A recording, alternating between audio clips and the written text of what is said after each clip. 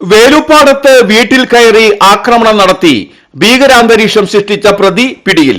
വേലുപ്പാടം താടിപ്പറമ്പിൽ വീട്ടിൽ 26 വയസ്സുള്ള ഗോകുലിനെയാണ് Varantharappilly police arrest ചെയ്തത്.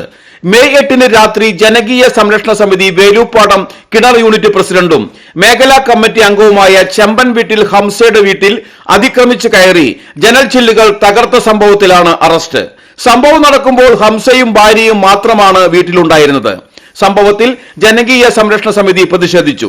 മുൻ block panchayat president VS Joshi, സമിതി നേതാക്കളായ ശിവദാസൻ തൂയത്ത്, ഷിഹാബ് കുറുമണ്ണിൽ, ഉസ്മാൻ, ജസ്റ്റിൻ മുല്ലൂർ, ഹുസൈൻ എന്നിവർ ഹംസയുടെ വീട്ടിൽ സന്ദർശനം നടത്തി. ഇന്നലെ രാത്രി ഒരു 10:30-ക്ക് ശേഷം നമ്മുടെ ഈ ജനകീയ സംരക്ഷണ സമിതി എന്ന് പറഞ്ഞാൽ നിരോധിത ലഹരികൾക്കെതിരെ പോരാടുന്ന ഒരു സംഘടനയാണ്. ആ സംഘടനയുടെ മേഖലാ കമ്മിറ്റിയിൽപ്പെട്ട ഈ മേഖലയുള്ള ഒരു നേതൃത്വമാണ് ഈ ഹംസക്ക. അദ്ദേഹത്തിൻ്റെ വീടിന് നേരെയാണ് ഇന്നലെ ആക്രമണം നടന്നിട്ടുള്ളത്. ഈ ആക്രമണ പ്രവണത തീർത്തും അപലപനീയമാണ്. ഇത്തരം കാര്യങ്ങളെ നമ്മൾ എന്തിൻ്റെ അടിസ്ഥാനത്തിലായാലും എതിർത്ത് തോൽപ്പിക്കേണ്ടതുണ്ട്.